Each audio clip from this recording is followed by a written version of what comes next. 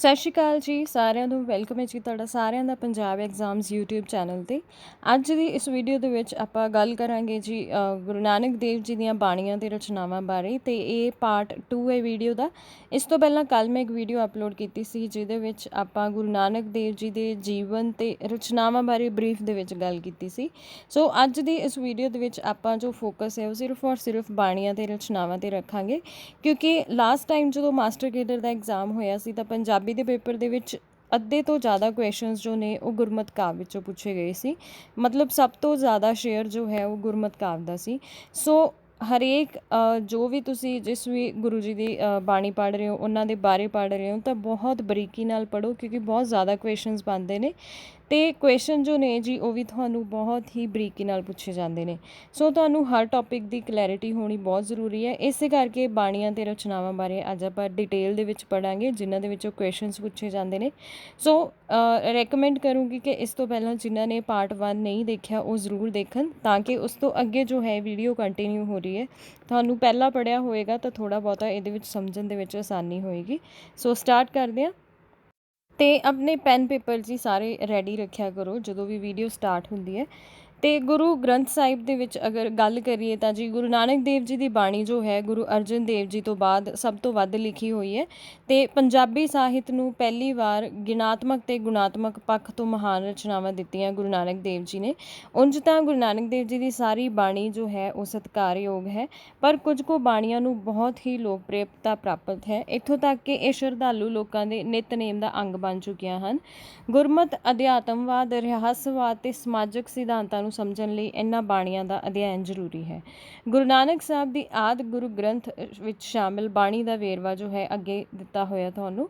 ਇਹਨਾਂ ਵਿੱਚੋਂ ਜਪੁ ਜੀ ਨੂੰ ਛੱਡ ਕੇ ਬਾਕੀ ਦੀਆਂ ਸਾਰੀਆਂ ਬਾਣੀਆਂ ਜੋ ਨੇ ਉਹ ਜੀ ਰਾਗ ਅਤੇ ਰਾਗਣੀਆਂ ਵਿੱਚ ਹਨ, ਜਿਸ ਤੋਂ ਗੁਰੂ ਸਾਹਿਬ ਦੇ ਸੰਗੀਤ ਪਿਆਰ ਅਤੇ ਗਿਆਨ ਦਾ ਪਤਾ ਲੱਗਦਾ ਹੈ।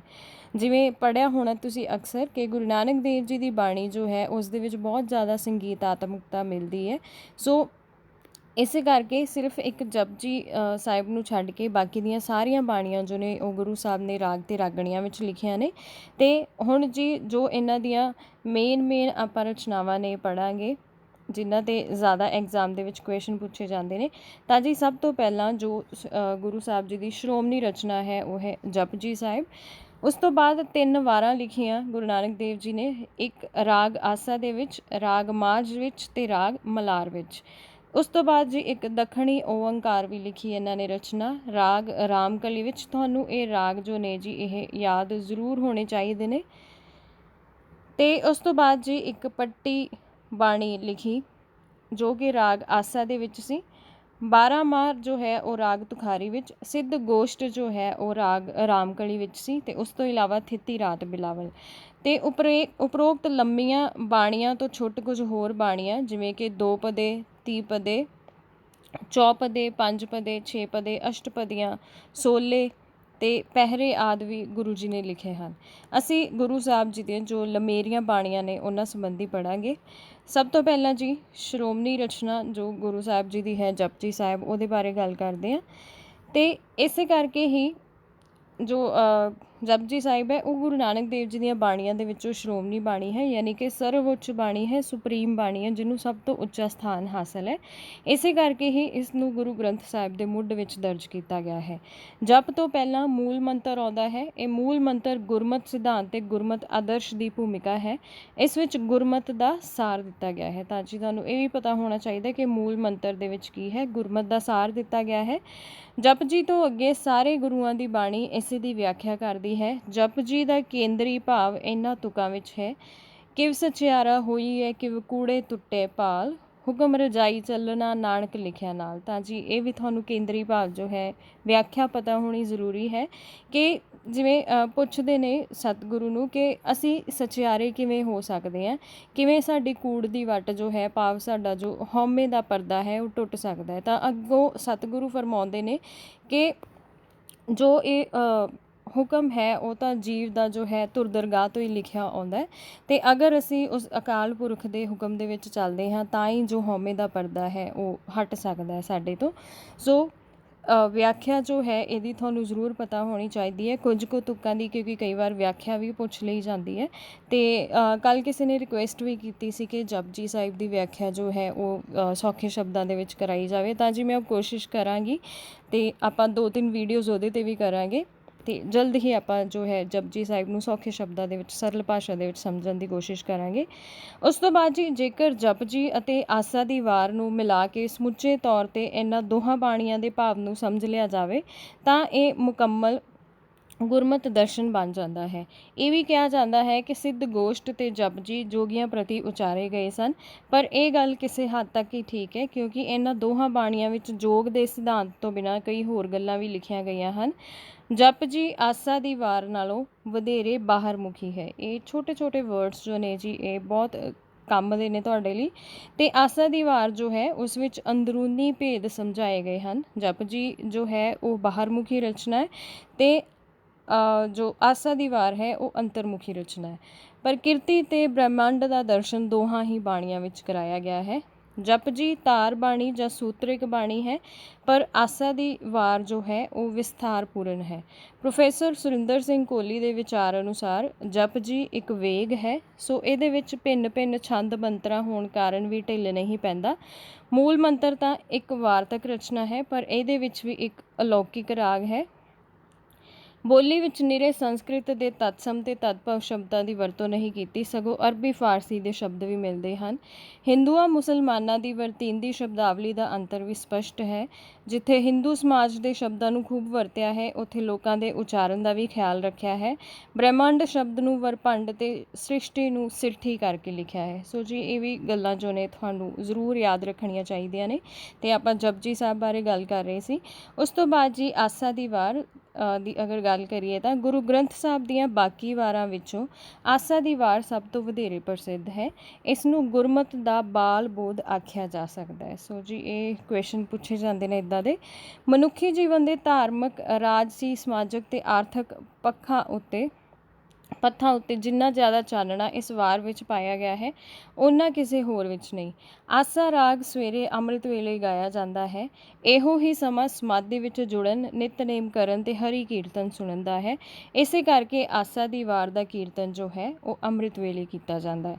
ਸਾਰੀਆਂ ਵਾਰਾਂ ਵਿੱਚੋਂ ਇਹ ਮਹੱਤਵ ਕੇਵਲ ਆਸਾ ਦੀ ਵਾਰ ਨੂੰ ਹੀ ਪ੍ਰਾਪਤ ਹੈ। ਇਸ ਤੋਂ ਬਿਨਾਂ ਆਸਾ ਦੀ ਵਾਰ ਵਿੱਚ ਸਮਕਾਲੀ ਜੀਵਨ ਦਾ ਹਰ ਪੱਖੋਂ ਸਫਲ ਚਿੱਤਰਨ ਪੇਸ਼ ਕੀਤਾ ਗਿਆ ਹੈ, ਜਿਸ ਦੇ ਕਾਰਨ ਇਸ ਵਾਰ ਦੀ ਮਹਾਨਤਾ ਹੋਰ ਵੀ ਜ਼ਿਆਦਾ ਵੱਧ ਜਾਂਦੀ ਹੈ। ਗੁਰਮੁਖ ਦੇ ਲਗਭਗ ਸਾਰੇ ਹੀ ਪੱਖਾਂ ਉੱਤੇ ਇਸ ਵਿੱਚ ਕੁਝ ਨਾ ਕੁਝ ਕਿਹਾ ਗਿਆ ਹੈ। ਅਕਾਲ ਪੁਰਖ, ਜੀਵ ਆਤਮਾ, ਕਰਮ, ਬ੍ਰਹਿਮੰਡ, ਧਰਮ, ਰਾਜਨੀਤੀ, ਇਸਤਰੀ ਪੁਰਖ, ਅਗਲਾ ਜਨਮ, ਮੌਤ, ਦੁੱਖ, ਸੁੱਖ, ਗੁਰਮੁਖ, ਮਨਮੁਖ, ਆਸਤਕ, ਨਾਸਤਕ, ਚਾਕਰ ਅਤੇ ਕਿਸਾਨ ਆਦਿ ਉੱਪਰ ਖੋਲ੍ਹ ਕੇ ਚਾਨਣਾ ਪਾਇਆ ਗਿਆ ਹੈ। ਇਹਨਾਂ ਹੀ ਵਿਸ਼ੇਸ਼ ਕਾਰਨਾਂ ਕਰਕੇ ਇਹ ਵਾਰ ਸਿੱਖ ਸੰਗਤਾਂ ਵਿੱਚ ਸਭ ਤੋਂ ਵਧੇਰੇ ਤੇ ਹਰਮਨ ਪਿਆਰੀ ਅਤੇ ਪ੍ਰਸਿੱਧ ਹੈ। ਡਾਕਟਰ ਸੁਰਿੰਦਰ ਸਿੰਘ ਕੋਹਲੀ ਦੇ ਸ਼ਬਦਾਂ ਦੇ ਅਨੁਸਾਰ ਆਸਾ ਦੀ ਵਾਰ ਅਤੇ ਕਠ ਉਪਨਿਸ਼ਦ ਦੇ ਵਿਚਾਰਾਂ ਦੀ ਸਮਤਾ ਗੁਰੂ ਨਾਨਕ ਦੇਵ ਜੀ ਦੀ ਵੈਦਿਕ ਸਾਹਿਤ ਅਤੇ ਖਾਸ ਕਰ ਉਪਨਿਸ਼ਦਾਂ ਨਾਲ ਡੂੰਘੀ ਜਾਣ ਪਛਾਣ ਦੀ ਲਖਾਇਕ ਹੈ। ਗੁਰੂ ਗ੍ਰੰਥ ਸਾਹਿਬ ਵਿੱਚ ਦਰਜ ਇਸ ਵਾਰ ਦੇ ਮੁੱਢ ਵਿੱਚ ਹੀ ਲਿਖਿਆ ਗਿਆ ਹੈ, ਟੁੰਡੇ ਅਸਰਾਜੇ ਕੀ ਧੁਨੀ ਗਾਵਨੀ। ਇੱਥੇ ਇਹ ਸੂਚਨਾ ਦਿੱਤੀ ਗਈ ਹੈ ਕਿ ਆਸਾ ਦੀ ਵਾਰ ਨੂੰ ਟੁੰਡੇ ਅਸਰਾਜੇ ਦੀ ਲੋਕਪ੍ਰਿਯ ਵਾਰ ਦੀ ਧੁਨ ਉੱਤੇ ਗਾਇਆ ਜਾਵੇ। ਠੀਕ ਹੈ ਜੀ। ਸੋ ਜਿਵੇਂ ਅੱਗੇ ਹੀ ਦੱਸਿਆ ਗਿਆ ਹੈ ਕਿ ਗੁਰੂ ਨਾਨਕ ਦੇਵ ਜੀ ਦਾ ਸੰਗੀਤ ਦਾ ਗਿਆਨ ਜੋ ਹੈ ਬਹੁਤ ਜ਼ਿਆਦਾ ਸੀ, ਉਹਨਾਂ ਨੂੰ ਸੰਗੀਤ ਦਾ ਗਿਆਨ। ਸੋ ਇੱਥੇ ਇਹਨਾਂ ਨੇ ਸ਼ੁਰੂ 'ਚ ਹੀ ਉਹਦੇ ਮੁੱਢ 'ਚ ਹੀ ਦੱਸਿਆ ਹੋਇਆ ਕਿ ਆਸਾ ਦੀ ਵਾਰ ਜੋ ਹੈ ਉਹਨੂੰ ਟੁੰਡੇ ਅਸਰਾਜੇ ਦੀ ਜੋ ਲੋਕਪ੍ਰਿਯ ਵਾਰ ਦੀ ਧੁਨ ਹੈ ਉਹਦੇ ਉੱਤੇ ਗਾਇਆ ਜਾਣਾ ਹੈ।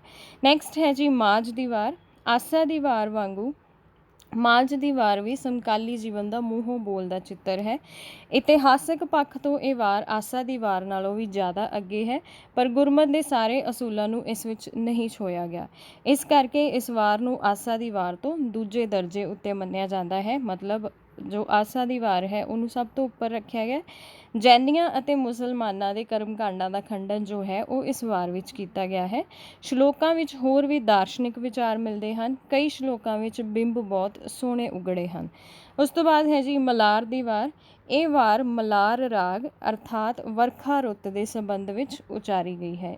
ਜ਼ਰੂਰ ਯਾਦ ਰੱਖਿਓ ਜੀ, ਇਹ ਬਹੁਤ ਜ਼ਰੂਰੀ ਨੇ ਛੋਟੇ ਛੋਟੇ ਪੁਆਇੰਟਸ।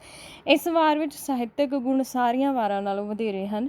ਵਰਖਾ ਰੁੱਤ ਦਾ ਇਸ ਵਿੱਚ ਸੁੰਦਰ ਚਿੱਤਰ ਪੇਸ਼ ਕੀਤਾ ਗਿਆ ਹੈ। ਬਿਰਹੋਂ, ਵਿਯੋਗ, ਵਿਛੋੜੇ ਦੀ ਬਹਿਬਲਤਾ, ਦਰਸ਼ਨ ਦੀ ਤਾਂਘ, ਕੋਇਲ ਦੀ ਆਵਾਜ਼, ਬੰਬੀਹੇ ਦੀ ਕੂਕ, ਮੇਘ ਮੰਡਲ, ਬਿਜਲੀ ਦੀ ਚਮਕ ਦਮਕ, ਸ਼ੀਤਲ ਹਵਾ ਦੇ ਤਾਜ਼ਗੀ ਬਖਸ਼ਣ ਵਾਲੇ ਬੁੱਲੇ ਆਦਿ ਇਸ ਵਿੱਚ ਮੂਰਤੀਮਾਨ ਹੋ ਕੇ ਸਾਹਮਣੇ ਆਉਂਦੇ ਹਨ। ਭਾਵਾਂ ਦੇ ਉਭਾਰ ਅਤੇ ਨਿਖਾਰ ਦੇ ਦ੍ਰਿਸ਼ਟੀਕੋਣ ਤੋਂ ਵੀ ਇਹ ਵਾਰ ਆਪਣੀ ਮਿਸਾਲ ਆਪ ਹੈ। ਇਸ ਦੀ ਕਲਾ ਕੌਸ਼ਲਤਾ ਵੀ ਆਪਣੀ ਮਿਸਾਲ ਆਪ ਹੈ। ਗੁਰੂ ਜੀ ਦੇ ਮਾਸ ਸੰਬੰਧੀ ਵਿਚਾਰ ਵੀ ਇਸ ਵਾਰ ਦੇ ਸ਼ਲੋਕਾਂ ਵਿੱਚ ਮਿਲਦੇ ਹਨ। ਉਸ ਤੋਂ ਬਾਅਦ ਹੈ ਜੀ ਦੱਖਣੀ ਓਅੰਕਾਰ। ਕਿਹਾ ਜਾਂਦਾ ਹੈ ਕਿ ਗੁਰੂ ਜੀ ਨੇ ਇਹ ਬਾਣੀ ਜੋ ਹੈ ਦੱਖਣ ਦੇਸ਼ ਵਿੱਚ ਉਚਾਰੀ ਸੀ। ਇਹ ਰਚਨਾ 52 ਅੱਖਰਾਂ ਦੇ ਆਧਾਰ 'ਤੇ ਲਿਖੀ 52 ਅੱਖਰੀ ਹੈ। ਸੋ ਯਾਦ ਰੱਖਿਓ ਇਹਨੂੰ ਵੀ। ਇਹ ਇੱਕ ਡੂੰਘੀ ਦਾਰਸ਼ਨਿਕ ਬਾਣੀ ਹੈ। ਇਸ ਵਿੱਚ ਨਿਰੰਕਾਰ ਪਰਮਾਤਮਾ ਦਾ ਨਿਰੀਖਣ ਪੇਸ਼ ਕੀਤਾ ਗਿਆ ਹੈ। ਆਤਮਾ ਦਾ ਸਰੂਪ, ਕਰਮ ਗਤੀ, ਬ੍ਰਹਮ ਗਿਆਨ, ਬ੍ਰਹਮ ਵਿਦਿਆ ਜਿਹੇ ਡੂੰਘੇ ਵਿਸ਼ਿਆਂ ਉੱਤੇ ਚਾਨਣਾ ਪਾਇਆ ਗਿਆ ਹੈ। ਇੰਨਾ ਹੀ ਅਧਿਆਤਮਕ ਗੁਣਾਂ ਕਰਕੇ ਇਹ ਵਾਰ ਗੁਰਮਤਿ ਸਿਧਾਂਤ ਦਰਸਾਉਣ ਵਾਲੀਆਂ ਰਚਨਾਵਾਂ ਵਿੱਚ ਆਪਣਾ ਸਥਾਨ ਰੱਖਦੀ ਹੈ। ਉਸ ਤੋਂ ਬਾਅਦ ਜੀ ਗੱਲ ਕਰਦੇ ਹਾਂ ਪੱਟੀ ਬਾਣੀ ਦੀ। ਕੁਝ ਵਿਦਵਾਨਾਂ ਦਾ ਵਿਚਾਰ ਹੈ ਕਿ ਇਹ ਬਾਣੀ ਗੁਰੂ ਨਾਨਕ ਦੇਵ ਜੀ ਦੀਆਂ ਸਾਰੀਆਂ ਬਾਣੀਆਂ ਨਾਲੋਂ ਵਧੇਰੇ ਪੁਰਾਣੀ ਹੈ ਅਤੇ ਇਸ ਦਾ ਕੁਝ ਹਿੱਸਾ ਉਦੋਂ ਉਚਾਰਿਆ ਗਿਆ ਜਦੋਂ ਗੁਰੂ ਨਾਨਕ ਦੇਵ ਜੀ ਪਾਂਧੇ ਪਾਸ ਪੜ੍ਹਨ ਗਏ ਸੀ ਅਤੇ ਉਹਨਾਂ ਦੀ ਉਮਰ ਜੋ ਹੈ ਤਕਰੀਬਨ ਕਿਤੇ 10 ਸਾਲ ਦੱਸੀ ਜਾਂਦੀ ਹੈ ਅਤੇ ਕਿਤੇ 5 ਸਾਲ ਵੀ ਦੱਸੀ ਜਾਂਦੀ ਹੈ। ਪੁਰਾਤਨ ਜਨਮ ਸਾਖੀ ਵਿੱਚ ਇਹ ਰਚਨਾ ਕਰਨ ਸਮੇਂ ਗੁਰੂ ਜੀ ਦੀ ਉਮਰ 5 ਸਾਲ ਦੱਸੀ ਗਈ ਹੈ, ਪਰੰਤੂ ਬਹੁਤੇ ਵਿਦਵਾਨ ਇਸ ਵਿਚਾਰ ਨਾਲ ਸਹਿਮਤ ਨਹੀਂ ਅਤੇ ਉਹਨਾਂ ਦਾ ਵਿਚਾਰ ਹੈ ਕਿ ਇਹ ਬਾਣੀ ਗੁਰੂ ਜੀ ਨੇ ਕਰਤਾਰਪੁਰ, ਜ਼ਿਲ੍ਹਾ ਗੁਰਦਾਸਪੁਰ, ਜੋ ਕਿ ਹੁਣ ਪਾਕਿਸਤਾਨ ਵਿੱਚ ਹੈ, ਵਿਸਰਾਮ ਕਰਦੇ ਸਮੇਂ ਸਭ ਤੋਂ ਪਹਿਲਾਂ ਉਚਾਰੀ। ਗੁਰਮੁਖੀ ਵਰਨਮਾਲਾ ਦੇ ਇੱਕ ਇੱਕ ਅੱਖਰ ਨੂੰ ਇੱਕ ਇੱਕ ਪੌੜੀ ਦੇ ਆਦ ਵਿੱਚ ਰੱਖ ਕੇ ਇਸ ਬਾਣੀ ਦੀ ਰਚਨਾ ਕੀਤੀ ਗਈ ਹੈ। ਜਿਵੇਂ ਸੱਸੇ ਸੋਏ ਸ੍ਰਿਸ਼ਟ ਜਿਨ ਸਾਜੀ, ਸਭਨਾ ਸਾਹਿਬ ਏਕ ਬਇਆ, ਸੇਵਤ ਰਹੇ ਚਿਤ ਜਿਨ ਕਾ ਲਾਗਾ, ਆਇਆ ਤਿਨ ਕਾ ਸਫਲ ਬਇਆ।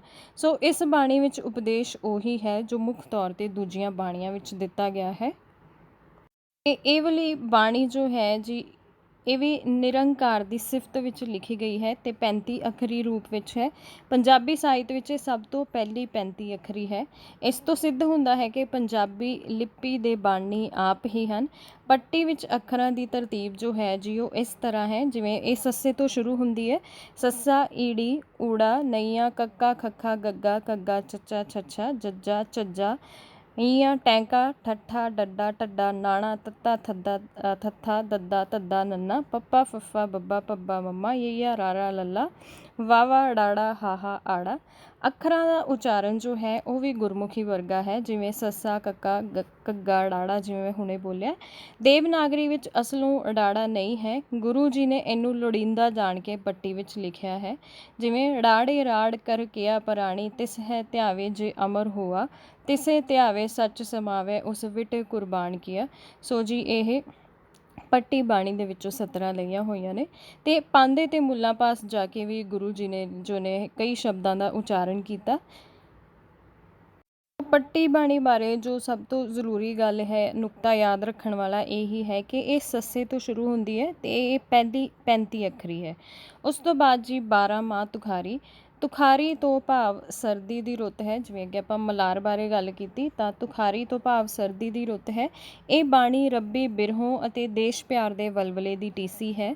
ਪੁਰਾਤਨ ਜਨਮ ਸਾਖੀ ਦੀ ਗਵਾਹੀ ਅਨੁਸਾਰ ਇਹ ਬਾਣੀ ਗੁਰੂ ਨਾਨਕ ਦੇਵ ਜੀ ਨੇ ਆਪਣੀ ਅਖੀਰਲੀ ਉਮਰ ਕਰਤਾਰਪੁਰ ਵਿੱਚ ਉਚਾਰੀ। ਇਸ ਵਿੱਚ ਗੁਰੂ ਨਾਨਕ ਦੇਵ ਜੀ ਨੇ ਨਾ ਕੇਵਲ ਆਪਣੇ ਨਿਰੰਕਾਰ ਦੀ ਸਮਿਰਤੀ ਨੂੰ ਹੀ ਉਤੇਜਿਤ ਕੀਤਾ, ਸਗੋਂ ਤਲਵੰਡੀ ਦੇ ਵਣਾਂ, ਕਰੀਰਾਂ, ਜੰਡਾਂ, ਟੋਬਿਆਂ ਅਤੇ ਵੇਲ ਬੂਟਿਆਂ ਆਦਿਕ ਨੂੰ ਉਸੇ ਪ੍ਰਕਾਰ ਹੀ ਬਹਿਬਲਤਾ ਨਾਲ ਅਨੁਭਵ ਕੀਤਾ ਹੈ, ਜਿਵੇਂ ਕੋਈ ਆਪਣੇ ਸੱਚੇ ਪ੍ਰੇਮੀ ਅਤੇ ਅਤ ਪਿਆਰੇ ਮਿੱਤਰ ਨੂੰ ਕਰਦਾ ਹੈ।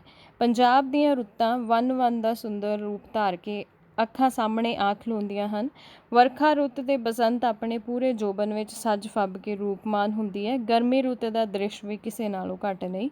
ਸੋ ਸ਼ਬਦ ਚੋਣ, ਰਸ ਭਰਨ ਦੀ ਸ਼ਕਤੀ, ਸ਼ਬਦ ਜੜ ਤੇ ਛੰਦ ਦੀ ਲਹਿਰ, ਬਲਵਾਨ ਸੰਗੀਤ, ਵਲਵਲੇ ਦਾ ਉਭਾਰ, ਪ੍ਰੇਮ ਖਿੱਚ ਤੇ ਤੀਖਣ ਲਗਨ ਦੇ ਵਿਚਾਰ ਤੋਂ ਇਹ ਬਾਣੀ ਜੋ ਹੈ ਬਿਰਹੋਂ ਵਿਯੋਗ ਦੀਆਂ ਬਾਣੀਆਂ ਵਿੱਚੋਂ ਪਹਿਲਾ ਸਥਾਨ ਰੱਖਦੀ ਹੈ।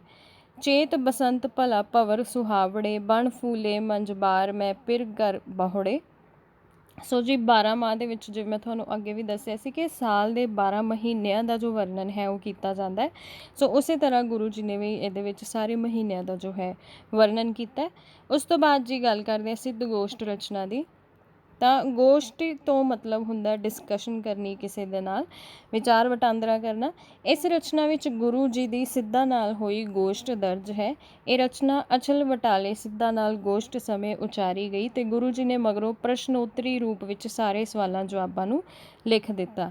ਸਿੱਧ ਗੋਸ਼ਟ ਇੱਕ ਦਾਰਸ਼ਨਿਕ ਰਚਨਾ ਹੈ। ਇਸ ਵਿੱਚ ਸਿੱਧਾਂ ਦੇ ਪ੍ਰਥਾਇਕ ਗੁਰਮਤ ਦਾ ਦ੍ਰਿਸ਼ਟੀਕੋਣ ਸਪਸ਼ਟ ਕੀਤਾ ਗਿਆ ਹੈ। ਪਹਿਲੇ ਸਿੱਧਾਂ ਦੇ ਪ੍ਰਸ਼ਨ ਦਰਜ ਹਨ ਤੇ ਫਿਰ ਉਹਨਾਂ ਦੇ ਤਰਤੀਬ ਅਨੁਸਾਰ ਹੀ ਉੱਤਰ ਦਿੱਤੇ ਗਏ ਹਨ। ਗੁਰੂ ਜੀ ਨੇ ਗੁਰਮੁਖ ਦੇ ਲੱਛਣਾਂ ਨੂੰ ਸਪਸ਼ਟ ਕਰਦੇ ਹੋਏ ਅੰਤਮ ਸਿੱਟਾ ਇਹ ਕੱਢਿਆ ਹੈ ਕਿ ਨਾਨਕ ਬਿਨ ਨਾਵੇ ਜੋਗ ਕਦੇ ਨਾ ਹੋਵੇ, ਦੇਖ ਹਿਰਦਾ ਵਿਚਾਰੇ। ਸੋ ਜਿਵੇਂ ਗੁਰੂ ਜੀ ਦੀ ਇਹ ਡਿਸਕਸ਼ਨ ਜੋ ਸੀ, ਗੋਸ਼ਟ ਜੋ ਸੀ, ਉਹ ਜੋਗੀਆਂ ਦੇ ਨਾਲ ਹੋਈ ਸੀ, ਸਿੱਧਾਂ ਦੇ ਨਾਲ ਹੋਈ ਸੀ। ਸੋ ਜੋ ਇਹਦੇ ਵਿੱਚ ਭਾਸ਼ਾ ਅਤੇ ਸ਼ਬਦਾਵਲੀ ਵਰਤੀ ਗਈ ਹੈ, ਉਹਦੇ ਵਿੱਚ ਵੀ ਜੋ ਹੈ ਸਿੱਧਾਂ ਵਾਲਾ ਜੋ ਇੱਕ ਪ੍ਰਭਾਵ ਹੈ ਉਹ ਵੇਖਣ ਨੂੰ ਮਿਲਦਾ। ਅਤੇ ਇਹਨਾਂ ਦਾ ਜੋ ਸਿੱਧਾਂ ਜੋਗੀਆਂ ਦੀ ਸ਼ਬਦਾਵਲੀ ਹੈ ਉਹਦਾ ਪ੍ਰਵੇਸ਼ ਕੁਦਰਤੀ ਸੀ, ਜੋ ਕਿ ਆਮ ਸਮਝ ਤੋਂ ਦੂਰ ਹੈ। ਜਿਵੇਂ ਇਹਦਾ ਇੱਕ ਨਮੂਨਾ ਹੀ ਹੈ ਸਿੱਧ ਗੋਸ਼ਟ ਦੇ ਵਿੱਚੋਂ ਲਿਆ ਹੋਇਆ। ਸੁਖਮਣਾ ਇੜ ਪਿੰਗਲਾ ਬੂਝੇ ਜਾਂ ਆਖੇ ਅਲਖ ਲਖਾਏ, ਤ੍ਰੈ ਸੰਤ ਅੰਗ ਪਰਵਾਈ ਆਉਸ ਸੁਨ ਸੱਚ ਆਹਾਰੋ। ਸੋ ਜੀ ਇਹ ਇਹਨਾਂ ਨੇ ਜੋ ਹੈ ਸਿੱਧਾਂ ਦੀ ਸ਼ਬਦਾਵਲੀ ਵਰਤੀ ਸੀ ਗੁਰੂ ਜੀ ਨੇ। ਗੁਰੂ ਨਾਨਕ ਦੇਵ ਜੀ ਗੁਰੂ ਗ੍ਰੰਥ ਵਿੱਚ ਸਮਿਲਿਤ ਬਾਣੀ ਤੋਂ ਉਪਰੰਤ ਕੁਝ ਹੋਰ ਰਚਨਾ ਵੀ ਗੁਰੂ ਜੀ ਦੇ ਨਾਂ ਨਾਲ ਜੋੜੀ ਜਾਂਦੀ ਹੈ, ਜਿਵੇਂ ਕਿ ਕੁਝ ਨਾਮੇ ਅਰਥਾਤ ਨਸੀਹਤਨਾਮਾ, ਸਹਿੰਸਰਨਾਮਾ, ਹਾਜ਼ਰਨਾਮਾ, ਪਾਕਨਾਮਾ ਅਤੇ ਕਰਨੀਨਾਮਾ। ਨਾਮਿਆਂ ਤੋਂ ਬਿਨਾਂ ਪ੍ਰਾਣ ਸੰਗਲੀ, ਕਾਫੀਆਂ ਅਤੇ ਬਚਨ ਆਦਿ ਗੁਰੂ ਸਾਹਿਬ ਦੀ ਰਚਨਾ ਦੱਸੇ ਜਾਂਦੇ ਹਨ। ਪਰ ਫਿਰ ਉਹੀ ਕਿ ਪ੍ਰਮਾਣਿਕਤਾ ਨਾ ਹੋਣ ਕਰਕੇ ਇਹਨਾਂ ਨੇ ਜੋ ਹੈ ਗੁਰੂ ਗ੍ਰੰਥ ਸਾਹਿਬ ਦੇ ਵਿੱਚ ਇਹਨੂੰ ਸੰਮਿਲਿਤ ਨਹੀਂ ਕੀਤਾ। ਪਰੰਤੂ ਸਾਡਾ ਵਿਚਾਰ ਹੈ ਕਿ ਇਹ ਸਾਰੇ ਨਾਮੇ ਤੇ ਹੋਰ ਰਚਨਾਵਾਂ ਗੁਰੂ ਸਾਹਿਬ ਦੀਆਂ ਨਹੀਂ, ਕਿਉਂਕਿ ਇੱਕ ਤਾਂ ਗੁਰੂ ਅਰਜਨ ਦੇਵ ਜੀ ਨੇ ਗੁਰੂ ਗ੍ਰੰਥ ਦੀ ਸੰਪਾਦਨਾ ਕਰਕੇ ਉਸ ਵਿੱਚ ਗੁਰੂ ਨਾਨਕ ਦੇਵ ਜੀ ਦੀ ਬਾਣੀ ਸੰਮਿਲਿਤ ਕਰ ਦਿੱਤੀ। ਦੂਜੇ ਇਹਨਾਂ ਰਚਨਾਵਾਂ ਦੇ ਵਿਸ਼ੇ ਵਸਤੂ ਤੇ ਰੂਪਕ ਪੱਖ ਜੋ ਨੇ ਉਹ ਗੁਰੂ ਨਾਨਕ ਵਰਗੇ ਮਹਾਨ ਕਵੀ ਦੀ ਰਚਨਾ ਨਹੀਂ ਪ੍ਰਤੀਤ ਹੁੰਦੇ। ਸੋ ਜੀ ਹੁਣ ਕਰਾਂਗੇ ਕੁਝ ਯਾਦ ਰੱਖਣ ਯੋਗ ਨੁਕਤੇ। ਜਿੰਨਾ ਵੀ ਆਪਾਂ ਹੁਣ ਤੱਕ ਪੜ੍ਹਿਆ ਉਹਦੀ ਸਾਰੇ ਦੀ ਸਮਰੀ। ਗੁਰੂ ਗ੍ਰੰਥ ਸਾਹਿਬ ਵਿੱਚ ਆਪ ਦੀ ਬਾਣੀ ਜੋ ਹੈ ਉਹ ਸਭ ਗੁਰੂਆਂ ਨਾਲੋਂ ਵੱਧ ਹੈ। ਅਤੇ ਕੁਐਸਚਨ ਲਾਸਟ ਟਾਈਮ ਪੁੱਛਿਆ ਗਿਆ ਸੀ, ਆਪਣੇ ਅਧਿਆਤਮਕ, ਸਮਾਜਿਕ ਅਤੇ ਰਹੱਸਵਾਦੀ ਸਿਧਾਂਤਾਂ ਨੂੰ ਸਮਝਣ ਲਈ ਆਪ ਦੀਆਂ ਪ੍ਰਸਿੱਧ ਬਾਣੀਆਂ ਦਾ ਅਧਿਐਨ ਜ਼ਰੂਰੀ ਹੈ। ਉਸ ਤੋਂ ਬਾਅਦ ਜੀ ਜਪਜੀ ਜੋ ਹੈ ਉਹ ਗੁਰੂ ਜੀ ਦੀ ਸ਼੍ਰੋਮਣੀ ਬਾਣੀ ਹੈ। ਪਹਿਲਾ ਮੂਲ ਮੰਤਰ ਆਉਂਦਾ ਹੈ ਮੁੱਢ ਦੇ ਵਿੱਚ, ਇਹ ਗੁਰਮਤਿ ਦਾ ਸਾਰ ਹੈ, ਕੇਂਦਰੀ ਭਾਵ ਹੈ ਕਿਵ ਸਚਿਆਰਾ ਹੋਈ ਹੈ। ਜਪਜੀ ਤੇ ਆਸਾ ਦੀ ਵਾਰ ਮੁਕੰਮਲ ਗੁਰਮਤਿ ਦਰਸ਼ਨ ਹੈ। ਸੂਤਰਕ ਬਾਣੀ ਹੈ, ਭਿੰਨ ਬੰਤਰਾਂ ਹਨ, ਅਲੌਕਿਕ ਰਾਗ ਹੈ, ਸੰਸਕ੍ਰਿਤ, ਫਾਰਸੀ, ਤਤਸਮ ਤੇ ਤਦਭਵ ਸ਼ਬਦ ਜੋ ਨੇ ਵਰਤੇ ਨੇ। ਉਸ ਤੋਂ ਬਾਅਦ ਜੀ ਆਸਾ ਦੀ ਵਾਰ ਜੋ ਹੈ ਉਹ ਸਭ ਤੋਂ ਜ਼ਿਆਦਾ ਪ੍ਰਸਿੱਧ ਵਾਰ ਹੈ। ਗੁਰਮਤਿ ਦਾ ਬਾਲ ਬੋਧ ਹੈ। ਮਨੁੱਖੀ ਜੀਵਨ ਤੇ ਸਮਾਜਿਕ, ਆਰਥਿਕ ਤੇ ਧਾਰਮਿਕ ਪੱਖਾਂ ਤੇ ਚਾਨਣਾ ਪਾਇਆ ਗਿਆ ਹੈ। ਅੰਮ੍ਰਿਤ ਵੇਲੇ ਕੀਰਤਨ ਹੁੰਦਾ ਹੈ। ਸਮਕਾਲੀ ਜੀਵਨ ਦਾ ਸਫਲ ਚਿੱਤਰ ਹੈ ਤੇ ਗੁਰਮਤਿ ਦੇ ਸਿਧਾਂਤਾਂ ਦਾ ਵਿਸਥਾਰ ਹੈ। ਤੇ ਇਹਦੇ ਵਿੱਚ ਮੈਂ ਟੁੰਡੇ ਅਸਰਾਜੇ ਵਾਲਾ ਪੁਆਇੰਟ ਵੀ ਦੱਸਿਆ ਸੀ, ਉਹ ਵੀ ਜ਼ਰੂਰ ਐਡ ਕਰ ਲਿਓ। ਮਾਝ ਦੀ ਵਾਰ ਜੋ ਹੈ ਜੀ ਇਤਿਹਾਸਕ ਪੱਖੋਂ ਮਹਾਨ ਤੇ ਸਮਕਾਲੀ ਜੀਵਨ ਦਾ ਸਫਲ ਚਿੱਤਰ ਹੈ। ਜੈਨੀਆਂ ਤੇ ਕਰਮ ਕਾਂਡੀਆਂ ਦਾ ਜੋ ਹੈ ਖੰਡਨ ਕੀਤਾ ਗਿਆ ਤੇ ਬਿੰਬਾਂ ਦੀ ਸੁੰਦਰ ਵਰਤੋਂ ਜੋ ਹੈ ਉਹ ਮਾਝ ਦੀ ਵਾਰ ਦੇ ਵਿੱਚ ਕੀਤੀ ਗਈ ਹੈ। ਮਲਾਰ ਦੀ ਵਾਰ ਜੋ ਹੈ ਜੀ ਬਰਸਾਤ ਦਾ ਰਾਗ ਹੈ। ਸਾਹਿਤਕ ਗੁਣ ਵਧੇਰੇ ਹੈ। ਵਰਖਾ ਰੁੱਤ ਦਾ ਸੁੰਦਰ ਚਿੱਤਰ, ਬਿਰਹੋਂ ਦਾ ਵਰਣਨ ਵਾਯੂਮੰਡਲ ਨਾਲ ਜੋੜ ਕੇ ਸੁੰਦਰਤਾ ਨਾਲ ਪੇਸ਼ ਕੀਤਾ ਹੈ। ਆਸ ਸੰਬੰਧੀ ਵਿਚਾਰ ਹਨ ਤੇ ਮੈਨੂੰ ਲੱਗਦਾ ਜੋ ਇੱਕ ਗੁਰੂ ਨਾਨਕ ਦੇਵ ਜੀ ਦੀ ਰਚਨਾ ਹੈ ਮੋਰੀ ਰੁੰਝਣ ਲਾਇਆ, ਉਹ ਵੀ ਸ਼ਾਇਦ ਮਲਾਰ ਦੀ ਵਾਰ ਵਿੱਚ ਹੀ ਆਉਂਦਾ ਹੈ। ਬਾਕੀ ਤੁਸੀਂ ਇੱਕ ਵਾਰੀ ਜ਼ਰੂਰ ਚੈੱਕ ਕਰ ਲਿਓ। ਉਸ ਤੋਂ ਬਾਅਦ ਜੀ ਦੱਖਣੀ ਓਂਕਾਰ ਜੋ ਹੈ 52 ਅੱਖਰਾਂ 'ਤੇ ਰਚੀ ਹੈ, ਜਿਸ ਕਰਕੇ ਇਸਨੂੰ 52 ਅੱਖਰੀ ਵੀ ਕਹਿੰਦੇ ਨੇ। ਦੱਖਣ ਦੇਸ਼ ਵਿੱਚ ਰਚੀ ਸੀ ਅਤੇ ਨਿਰੰਕਾਰ ਪਰਮਾਤਮਾ ਦੇ ਵਰਣਨ ਕੀਤੇ ਹੋਏ ਨੇ ਇਹਦੇ ਵਿੱਚ, ਅਤੇ ਡੂੰਘੇ ਵਿਸ਼ੇ ਛੋਏ ਗਏ ਹਨ। ਅਤੇ ਉਸ ਤੋਂ ਬਾਅਦ ਜੀ ਪੱਟੀ ਜੋ ਹੈ ਉਹ ਸਭ ਤੋਂ ਪੁਰਾਣੀ ਬਾਣੀ ਹੈ, ਕਿਉਂਕਿ ਉਸ ਟਾਈਮ ਗੁਰੂ ਜੀ ਦੀ ਉਮਰ ਜੋ ਹੈ ਉਹ ਬਹੁਤ ਘੱਟ ਦੱਸੀ ਜਾਂਦੀ ਹੈ, 5 ਜਾਂ 10 ਸਾਲ। ਪੁਰਾਤਨ ਜਨਮ ਸਾਖੀ ਅਨੁਸਾਰ ਗੁਰੂ ਜੀ ਨੇ 5 ਸਾਲ ਦੀ ਉਮਰ ਵਿੱਚ ਲਿਖੀ, ਪਰ ਅਸਲ ਵਿੱਚ ਕਰਤਾਰਪੁਰ ਵਿੱਚ ਲਿਖੀ ਗਈ। ਗੁਰਮੁਖੀ ਵਰਨਮਾਲਾ 'ਤੇ ਆਧਾਰਿਤ ਹੈ ਅਤੇ ਇਹਦੇ ਵਿੱਚ ਜੋ ਵਰਨਮਾਲਾ ਹੈ ਉਹ ਸੱਸੇ ਤੋਂ ਸ਼ੁਰੂ ਹੁੰਦੀ ਹੈ। 35 ਅੱਖਰੀ ਜੋ ਹੈ ਇਹਦੇ ਵਿੱਚ ਲਿਪੀ ਯੂਜ਼ ਕੀਤੀ ਗਈ ਹੈ। ਉਸ ਤੋਂ ਬਾਅਦ ਜੀ 12 ਮਾਹ ਤੁਖਾਰੀ 12 ਦੇਸੀ ਮਹੀਨਿਆਂ ਦੇ ਆਧਾਰ ਤੇ ਰਚੀ ਰੱਬੀ ਬਿਰਹੋਂ ਤੇ ਦੇਸ਼ ਪਿਆਰ ਦੀ ਕਿਰਤ ਹੈ। ਪੰਜਾਬ ਦੀਆਂ ਰੁੱਤਾਂ ਦਾ ਅਨੁਪਮ ਵਰਣਨ ਹੈ, ਕਲਾ ਦੇ ਪੱਖੋਂ ਉੱਚੀ ਕਿਰਤ ਹੈ। ਉਸ ਤੋਂ ਬਾਅਦ ਜੀ ਸਿੱਧ ਗੋਸ਼ਟ ਜੋ ਹੈ, ਇਸ ਵਿੱਚ ਗੁਰੂ ਜੀ ਦੀ ਸਿੱਧਾਂ ਨਾਲ ਹੋਈ ਗੋਸ਼ਟ ਦਰਜ ਹੈ ਤੇ ਅਚਲ ਵਟਾਲੇ ਉਚਾਰੀ ਇੱਕ ਦਾਰਸ਼ਨਿਕ ਰਚਨਾ ਹੈ। ਸਿੱਧਾਂ ਦੇ ਪ੍ਰਸ਼ਨਾਂ ਦਾ ਗੁਰਮਤਿ ਦ੍ਰਿਸ਼ਟੀਕੋਣ ਤੋਂ ਉੱਤਰ ਦਿੱਤਾ ਗਿਆ ਹੈ ਤੇ ਯੋਗ ਸ਼ਬਦਾਵਲੀ ਦਾ ਪ੍ਰਵੇਸ਼ ਹੈ। ਲਾਸਟ ਪੁਆਇੰਟ ਹੈ ਜੀ, ਆਦਿ ਗ੍ਰੰਥ ਤੋਂ ਬਾਹਰ ਵੀ ਕੁਝ ਰਚਨਾ ਜੋ ਹੈ ਗੁਰੂ ਨਾਨਕ ਦੇਵ ਜੀ ਦੇ ਨਾਂ ਨਾਲ ਜੋੜੀ ਜਾਂਦੀ ਹੈ, ਜਿਵੇਂ ਨਸੀਹਤਨਾਮਾ। ਸੋ ਉਹ ਵੀ ਜ਼ਰੂਰ ਯਾਦ ਰੱਖਿਓ ਤੇ ਆਪਣੇ ਪੁਆਇੰਟਸ ਤੇ ਸ਼ਾਰਟ ਨੋਟਸ ਜ਼ਰੂਰ ਬਣਾਇਆ ਕਰੋ, ਕਿਉਂਕਿ ਚਾਹੇ ਤੁਸੀਂ ਕਿਸੇ ਵੀ ਚੈਨਲ ਤੇ ਵੀਡੀਓ ਦੇਖਦੇ ਹੋ, ਹਰ ਵੀਡੀਓ ਦੇ ਵਿੱਚ ਤੁਹਾਨੂੰ ਕੁਝ ਨਾ ਕੁਝ ਨਵਾਂ ਸਿੱਖਣ ਨੂੰ ਜ਼ਰੂਰ ਮਿਲਦਾ। ਸੋ ਆਪਣੇ ਪੁਆਇੰਟਸ ਜੋ ਨੇ ਨਾਲ ਦੀ ਨਾਲ ਨੋਟ ਕਰਦੇ ਜਾਇਆ ਕਰੋ ਤੇ ਵੀਡੀਓ ਅਗਰ ਚੰਗੀ ਲੱਗਦੀ ਹੈ ਤਾਂ ਜੀ ਆਪਣੇ ਵਧੀਆ ਕਮੈਂਟ ਕਰਿਆ ਕਰੋ, ਲਾਈਕ ਤੇ ਸ਼ੇਅਰ ਕਰਿਆ ਕਰੋ ਤੇ ਅਗਰ ਕਿਤੇ ਤੁਹਾਨੂੰ ਕੋਈ ਵੀ ਕਨਫਿਊਜ਼ਨ ਹੁੰਦੀ ਹੈ ਤਾਂ ਨੀਚੇ ਕਲੀਅਰ ਕਰ ਲਿਆ ਕਰੋ। ਤੇ ਤੁਸੀਂ ਵੈਸੇ ਤਾਂ ਕਈ ਜਾਣੇ ਪੁੱਛ ਵੀ ਲੈਂਦੇ ਨੇ ਨਾਲ ਦੀ ਨਾਲ, ਸੋ ਬੈਟਰ ਹੈ ਕਿ ਆਪਣੇ ਡਾਊਟਸ ਜੋ ਨੇ ਉਹ ਨਾਲ ਹੀ ਕਲੀਅਰ ਕਰ ਲਿਆ ਕਰੋ ਤੇ ਬਾਕੀਆਂ ਨਾਲ ਜ਼ਰੂਰ ਸ਼ੇਅਰ ਕਰਿਆ ਕਰੋ ਵੀਡੀਓ। ਤੇ ਥੈਂਕ ਯੂ ਜੀ, ਥੈਂਕ ਯੂ ਸੋ ਮੱਚ ਆਪਣਾ ਟਾਈਮ ਦੇਣ ਦੇ ਲਈ ਤੇ ਵਧੀਆ ਫੀਡਬੈਕ ਦੇਣ ਦੇ ਲਈ। Thank you.